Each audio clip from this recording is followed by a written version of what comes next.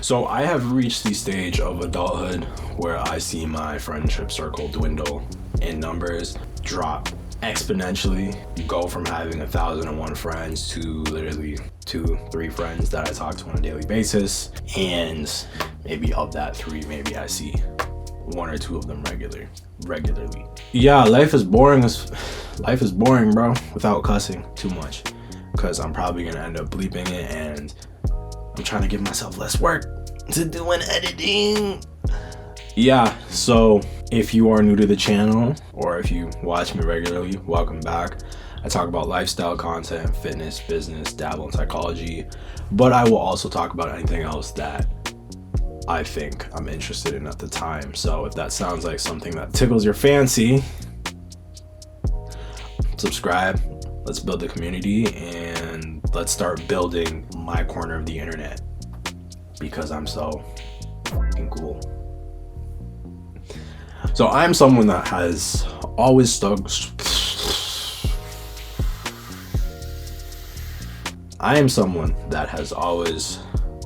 struggled with making friends, which is very surprising for me because I'm a self-proclaimed extrovert.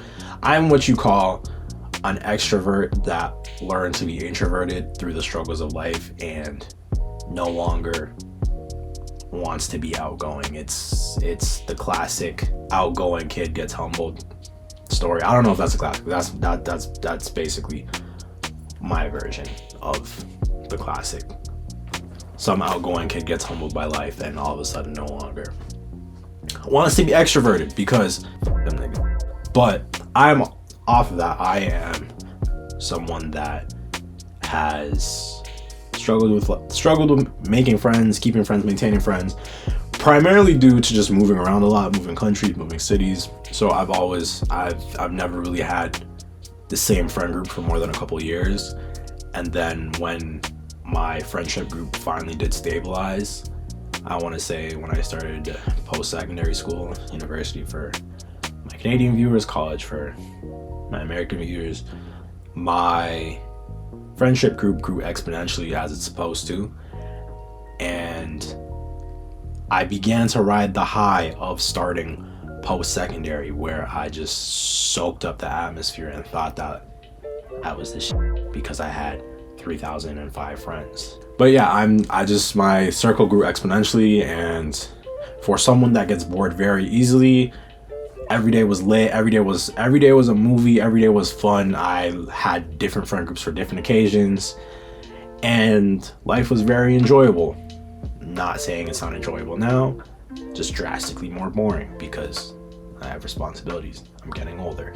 I have to worry about a bag and getting a house, etc., etc., etc. I have to worry about doing adult shit, which I didn't have to do before. I had a lot of friends, and then the pandemic hit, and I watched all of my friends disappear into the shadows, become ghosts. I'm trying not to say too I don't want to overdo it on the jokes because I don't want to offend anybody that used to know me and is watching this, but y'all know y'all ain't stick around after the pandemic, so let's keep it a buck. Let's keep it P. And so I come to you guys to tell you guys what I've learned through navigating these very tough times. And I want to say, when you have a lot of friends, life is lit, life is super interesting.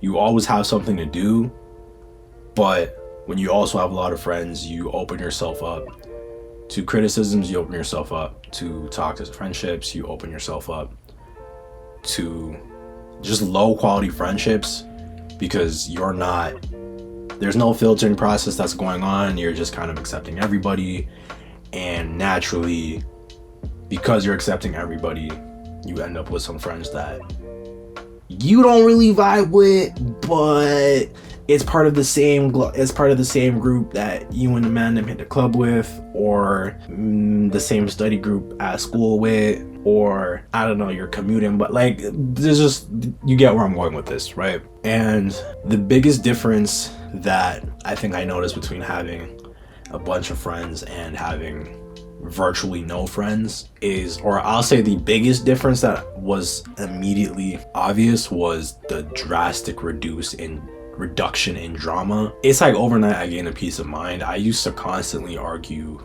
with many friends, and now I have no more friends left to argue with.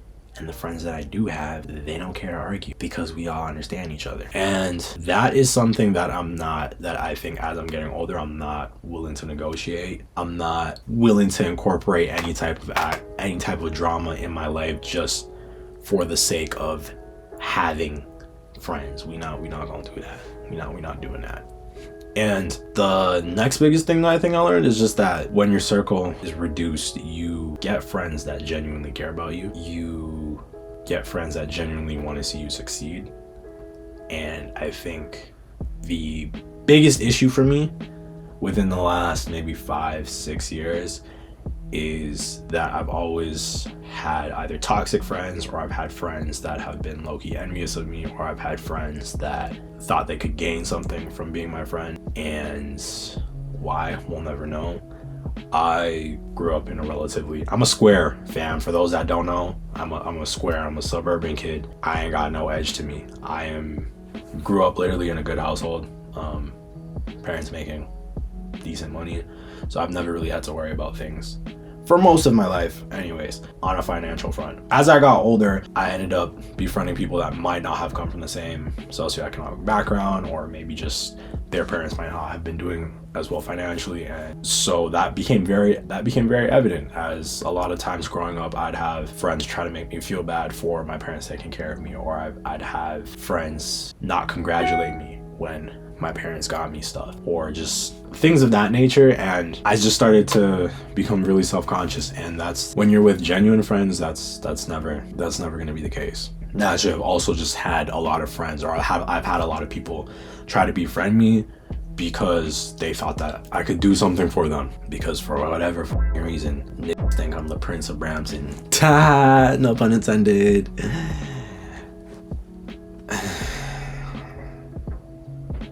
I've either had toxic friends, I've had friends that were envious, I've had friends that thought I could do something for them and I couldn't, and that just wasn't really conducive to me as a person, and caused for a lot of problems, caused for a lot of stress in the long run, in the long term of things. The third biggest lesson that can come from just reducing your friendship circle is, naturally, when you weed out all of your friends, you start to find friends that you keep friends rather, who have the same set of ambitions, who have the same set of goals, and so you guys are all working towards something. You guys are all pushing each other towards something. You guys are all grinding towards, if not the same goals, similar goals on the same level. And that's really important, because I want to say your success, your work ethic, your worldviews reflect those of which you hang out with. And if you hang around small-minded people, then your worldviews are going to reflect that of a small-minded person. And so being able to relate to someone, at least in ambition, is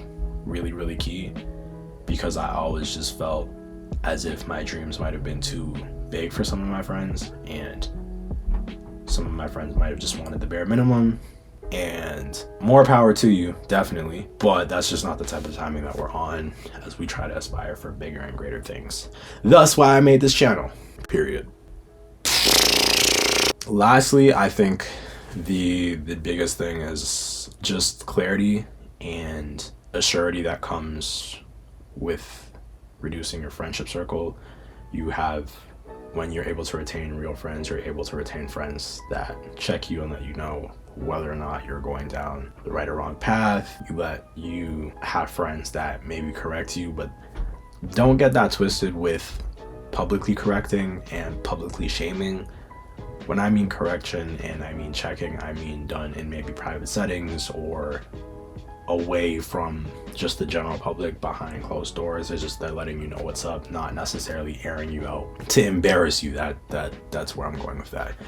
And when you have a small group of friends, that becomes more evident. I'm making faces because I'm like trying to fight the burp on camera. So, but yeah, you end up with a clear sense of self, because you're thinking straighter. You're thinking straighter because you have people that are willing to correct you, and you have people that are willing to talk to you and offer advice or offer critiques, and that is mutual. I'm doing that, they're doing that. When you have a bigger group of friends, especially friends that are just here for a motive, here to have fun, they might not be looking to correct you necessarily, and then, or you might have friends that are actually preying on your downfall. They want you to fail. And so that is literally the blessing. So I do want to say, in the very beginning, it was really weird having my friendship circle be reduced, because like I said, I became very accustomed to having a lot of friends and always having something to do, and thinking that this high of having so many friends was gonna last forever, and it didn't.